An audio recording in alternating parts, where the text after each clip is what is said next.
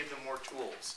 So the first aspect of critical media literacy is this horizontal extension, saying what we're talking about reading and writing is not just letters on a page anymore. It has to be all these other aspects, sounds, images, advertising, looking at popular culture as a text that we need to be bringing into our classroom. So that's one level, and that's actually the easier level of just saying, okay, let's just use more than just pencils and crayons.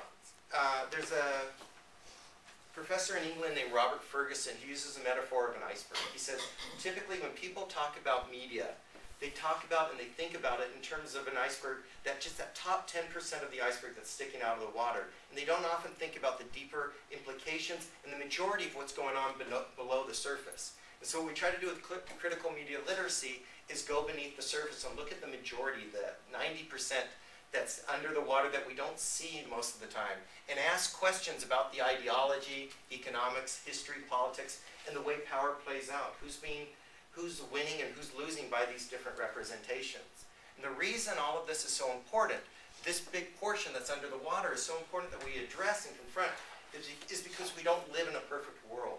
We live in a place that has racism, sexism, homophobia, classism, all these different types of injustices, which are just heightened and played out so much in the media as these same messages are being repeated over and over, typically by the same small group of media producers, because the majority of media we get comes from very few corporations who have tremendous broadcast power these days.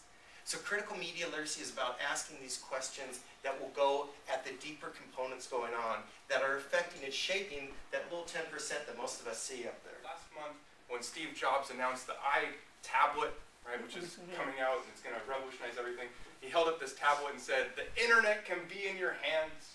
Right? But for our Black and Latino youth today, the internet's been in their hands for a couple of years. Bless you. Black and Latino youth are online more than their white counterparts today, and they're getting online through cell phones, through mobile media.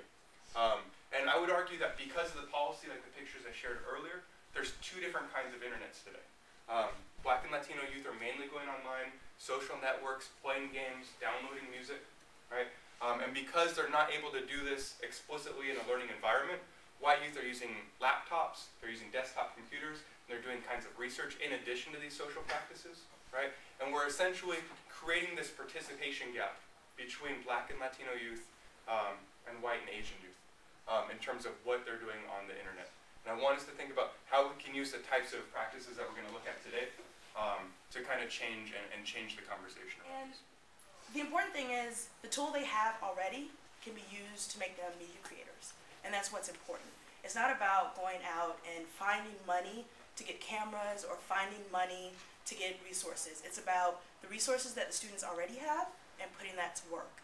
And it's important that students realize that right now, at this very moment, they can become creators. And this is a first step for students.